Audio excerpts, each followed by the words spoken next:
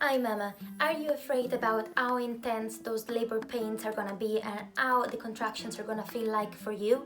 While I cannot make that pain go away, I can certainly educate you in order to let you feel more prepared and ready for those contraction pains. I'm Milenia, I've been a midwife for the past 6 years and I love helping women feeling empowered about their pregnancy, their birth and their postpartum experience. Let's get started with the video.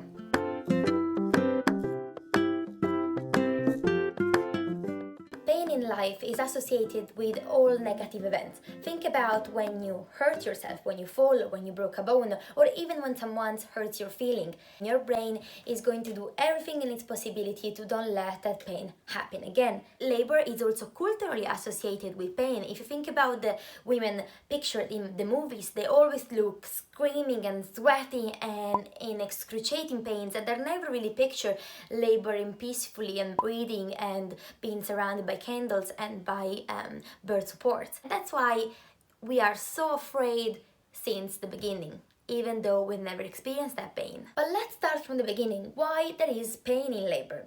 Well, the troublemaker in this situation is your uterus. The uterus is simply a muscle and it starts to contract even before you know it. For example, when you have your period, that pain that you might feel the first days of your period, it's actually the uterus contracting and pulling all the ligaments around in your lower abdomen, and that causes pain. Imagine in pregnancy the uterus is 30 size bigger its original size, so you can predict that that pain is gonna feel more intense. But if I tell you that that pain is somehow good for both you and your baby, would you believe me? I'm gonna tell you why. While your body produces all the hormones related with fear and closure, it actually also produces its own cocktail of pain relief that is natural.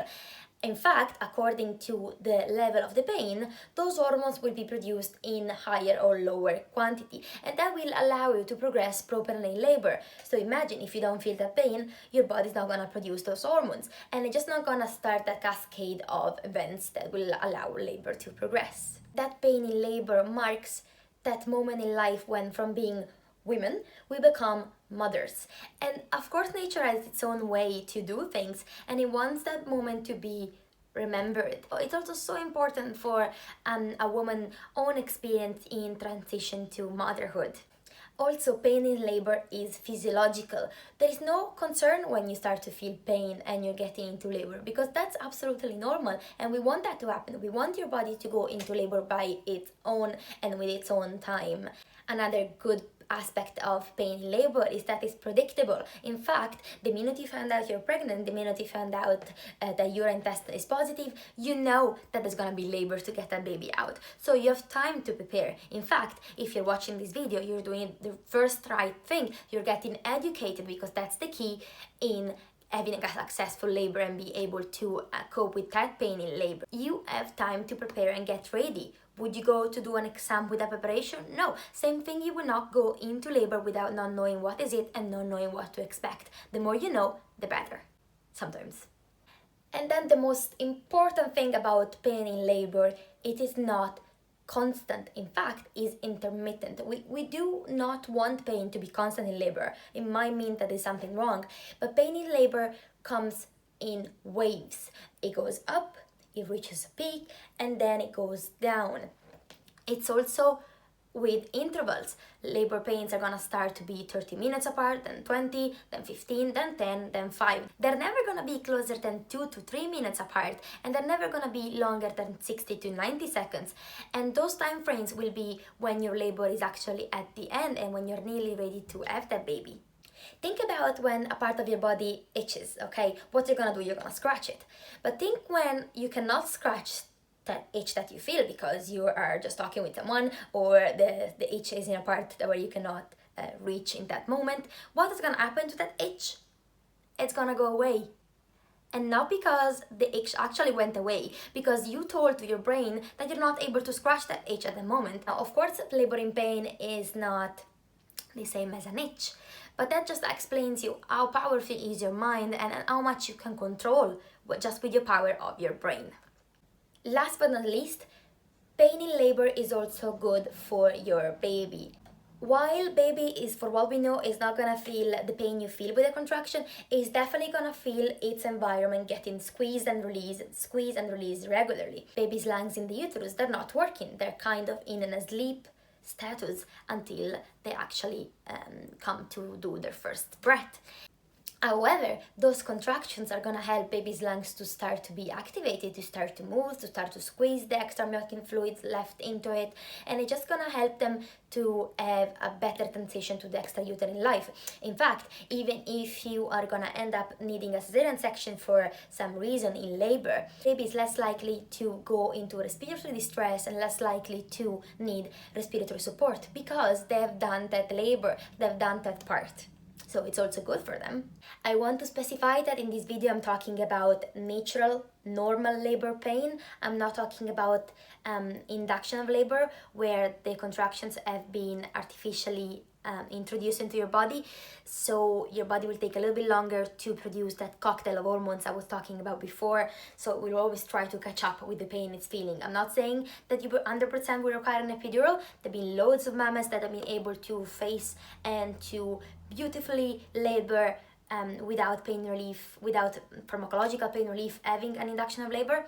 But in that situation, the pain is going to be a little bit different, so you probably need extra support and extra education. But finally, although we touched briefly a little bit in the first part, let's go to talk about how to cope with that pain in labor. Pain in labor is caused by contractions, and those contractions, they have a mean, they have a purpose. It's gonna bring you a beautiful bundle of joy at the end, your baby. So you really want to keep that in mind when you go through the pain. You don't go through the pain to heal, to cure a wound, or to amend broken feelings. You go through the pain to have your best reward for what you have been working for the past 9 months. Also, very basic to say, but if you are comfortable, you're gonna get through that pain so much easier. So either you are at home planning an home birth or in the hospital, you want to get comfortable.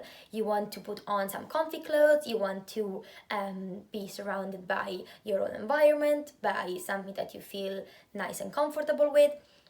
That is gonna help you so much to go through that pain, as well as to follow your instincts. In fact, if you feel comfortable in one position, then suddenly you just need to stand up or to lift a leg more up than the other and you don't know why. Just trust your instinct, because if your body is telling you to do so, it probably means that you're gonna feel less pain in that position. Also, and this is just like it's an advice that it's good for any time in the pregnancy, but especially for labor, get hydrated. So get your partner to have your cup with your straw and follow you around during labor, because you need to drink constantly. If you drink, those pains are gonna feel so much less intense, as well as when you go for a run or when you do like an intense workout. If you keep yourself hydrated, it's gonna be so much more manageable.